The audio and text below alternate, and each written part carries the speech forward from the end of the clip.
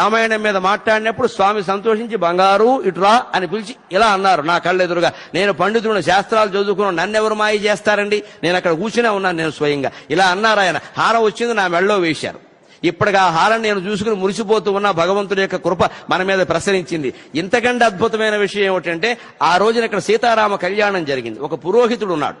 ఆయన చేయించిన విధానం అంతా స్వామికి చాలా నచ్చింది. ఆయన రమ్మన్నారు దగ్గరికి. 2009లో నేను ప్రత్యక్షంగా ఇక్కడ ఈ వేదిక మీద అనుభవించిన ఆనందం అది.